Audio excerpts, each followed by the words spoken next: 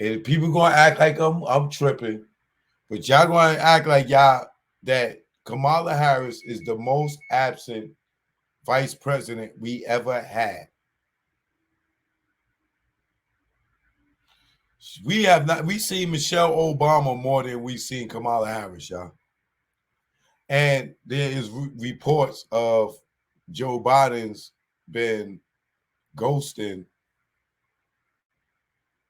Kamala Harris. But there's more to show, more current events, and I'm still under the Fair Use Act. With seeing this, you can see it up in the top right corner. This is being used under fair use. When Joe Biden made Kamala Harris his vice president, he promised to give her plenty of FaceTime, including weekly lunches. The White House even said it was absolutely a priority. But according to public records reviewed by Real Clear Politics, that has happened only twice this year. This comes as we're hearing about more turmoil behind the scenes, including of one reported instance where the president snapped at Harris in front of Republicans, leaving them shocked.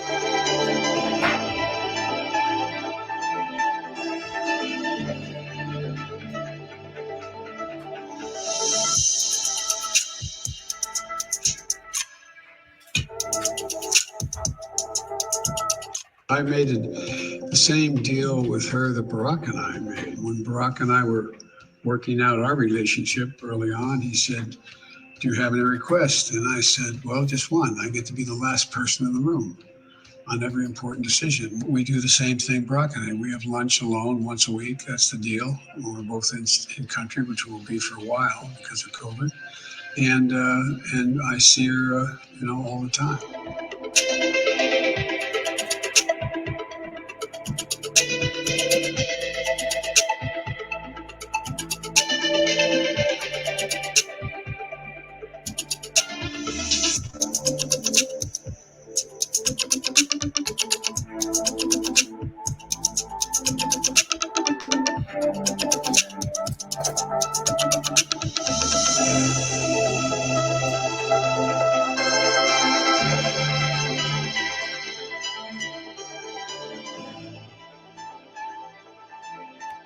The CNN exclusive. Insiders reveal for the first time tension and frustration behind the scenes between Vice President Kamala Harris and the White House. The accounts come from nearly 3 dozen current and former Harris aides, administration officials, Democratic operatives, donors, and outside advisors who spoke to CNN about the complex reality inside the White House. On one side, members of Harris's inner circle who believe she's being sidelined and set up to fail instead of being positioned to be a future president. One former high-level Harris aide put it this way, and put this up on screen: they're consistently sending her out there on losing issues in the wrong situations for her skill set. CNN has also learned Harris has told confidants she feels constrained in what she's able to do. The mood, apparently summed up by this satirical headline from The Onion, goes like this: that Harris defenders sometimes pass around when they're feeling annoyed. White House urges Kamala Harris to sit at computer all day in case emails come through. Of course, it's not that bad inside the White House. But on the other side of things, you have West Wing staffers who say they're completely exasperated, throwing up their hands at what they perceive as some of Harris's awkward mistakes, including some cringy answers on Israel and the border crisis. Sources tell CNN there's also the belief that Harris's staff has repeatedly failed her and left her exposed.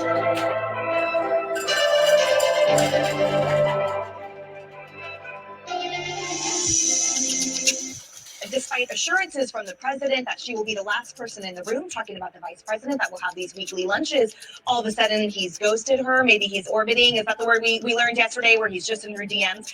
Whatever it is, it's one of yet a lack of depth and substance. And when you first said that, I was like, does she mean the lunches or the people? Because I think between the two of them, frankly, we're not seeing anything of depth or substance. It makes sense if they have nothing to talk about. You're absolutely right, though, that the succession tone of this is frankly worrisome, because I do want the potential successor, the next in line, to be at the ready, to be as knowledgeable, even more than the president, right? You always want the understudy to be ready at a moment's notice. And with everything going on, it certainly seems like that's not something that is not off the books. No.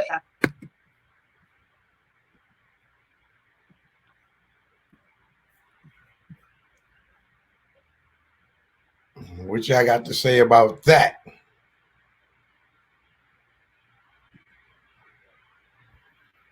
When, of course, Biden going to go to Kamala Harris, she exposed him in the preliminaries. Remember, there's his payback. You got a point there. She did. She was going at Joe. I forgot. And then turned around and joined forces with him. He probably like, yeah, all right. You think I'm gonna groom you to be president next? Yeah, all right, lady. I got you.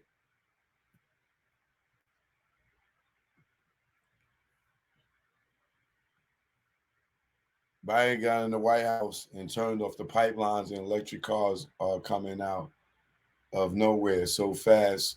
So you tell me if the high gas prices wasn't on purpose. I know one thing, I was getting gas for $2 a gallon when Trump was in the office. I can tell you that for a fact.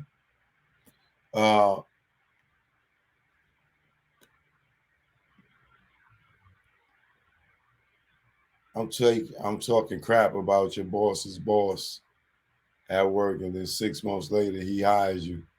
You really think he just gonna forget about that? Yeah, you right, brother. Let's not forget how Biden chastised black leaders in that leaked audio when they asked what he was doing for the black community. Biden and Harris never got along. They used a few drops of black blood to get Biden elected. You goddamn right they did. And people fell for it too. She's the first black African American. She is not African American.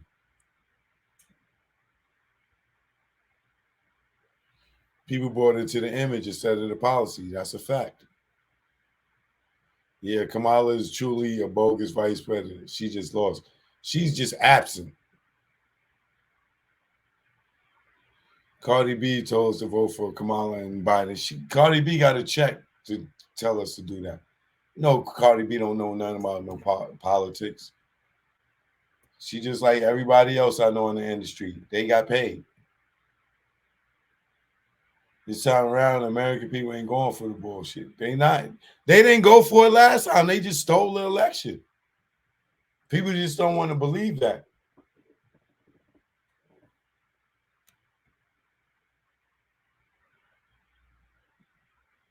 That election in 24, the election in 24 is going to be a landslide win for Trump if he runs. Because diesel was over $6 a gallon. Yeah, I know.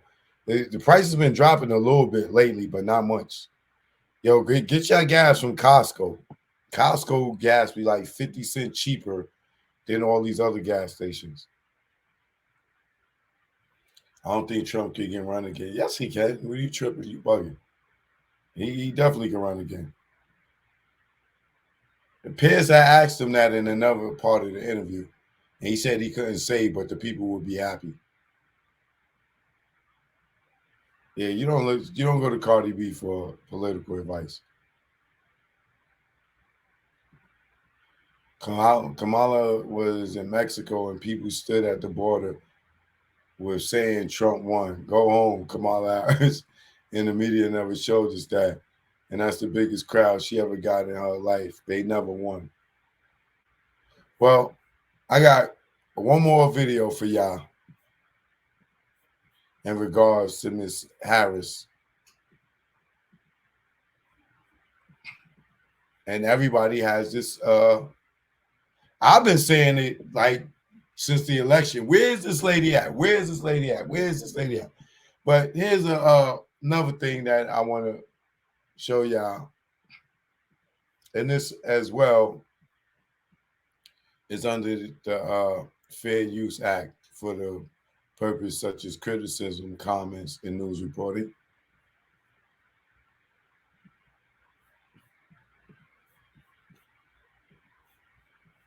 This one is going to be very interesting to y'all.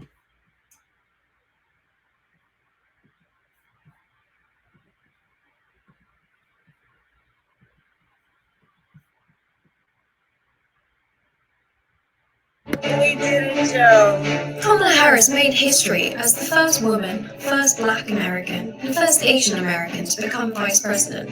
What? Wait, what is she?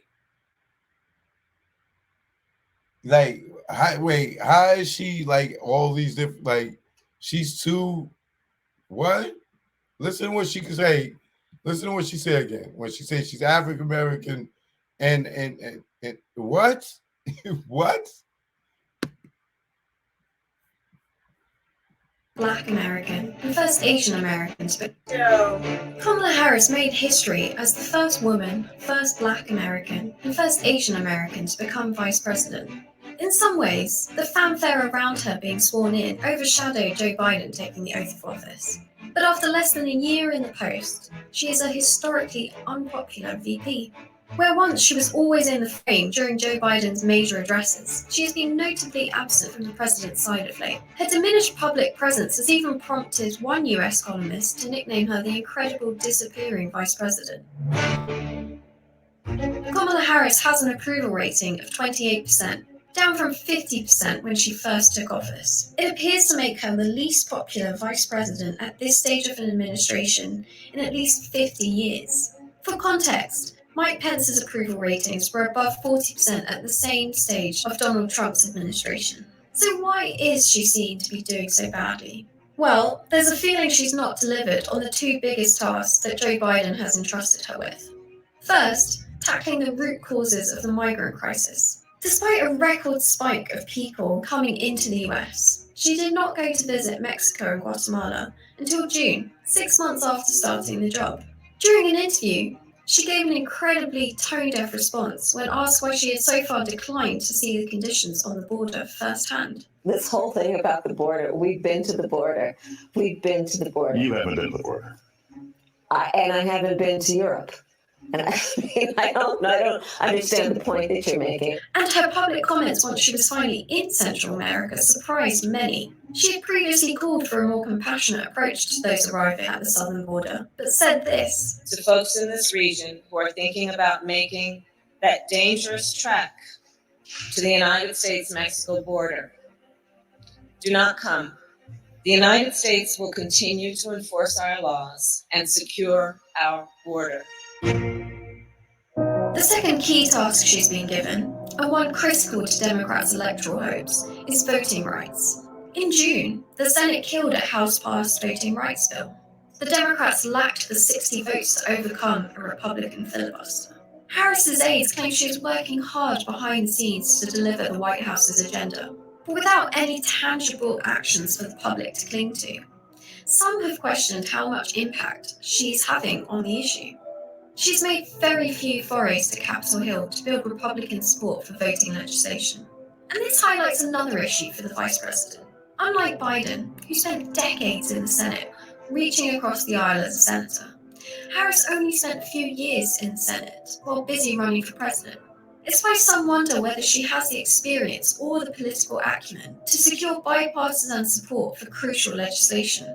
Harris has also faced an exodus of senior staff amid reports of dysfunction within her office. The most recent high-profile departure is Simone Sanders, the vice president's spokesperson and her most prominent public defender. To help her course correct, Harris has since brought in crisis communications veterans to help her define her role and rebrand her public image. As well as her lack of experience in Washington, Harris has come under fire for her lack of visibility. She was a pillar during Biden's early televised speeches, but has often been missing from his side in recent months.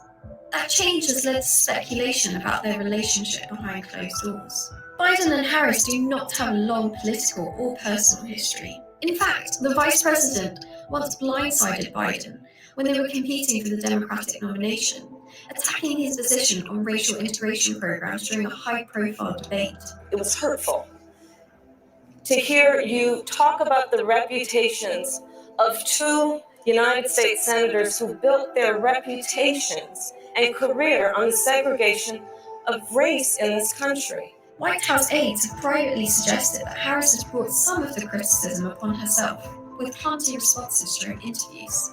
It has made it difficult, they say, for Biden to jump to her defense when he faces his own political crises.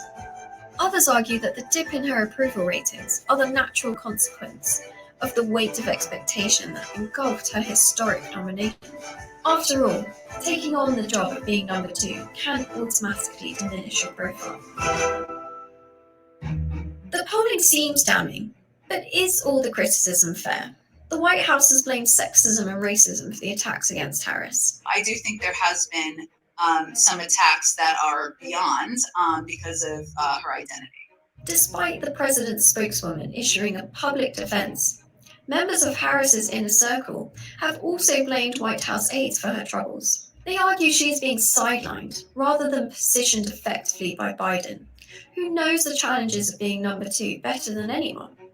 They have also been keen to highlight her accomplishments, which they say are not always appreciated by a Washington press corps who compare her against her white male predecessors. They point in particular to her efforts to encourage African Americans to get vaccinated against COVID, an achievement they believe has been under-recognized. And despite all the criticism, some say her low profile could be a deliberate way to strike a delicate balance. Associating herself too closely with a struggling president could harm her own future plans. But on the other hand, any hint of further political ambition right now could damage her standing with the Biden administration. Has the public lost faith in Kamala Harris? She's not doing anything that she's supposed to, and she's not supporting the United States, the people, or the president for that matter. Or is this a brief blip under the crushing weight of expectation around her? She's worked her way up to get to where she is, and give her a chance to do her job. For now, at least, it seems she is no longer Joe Biden's heir apparent. A number of Democrats seem prepared to challenge her for the nomination should Biden not seek re-election in 2024. But with 3 years left to reverse course, it is too early to count Harris out.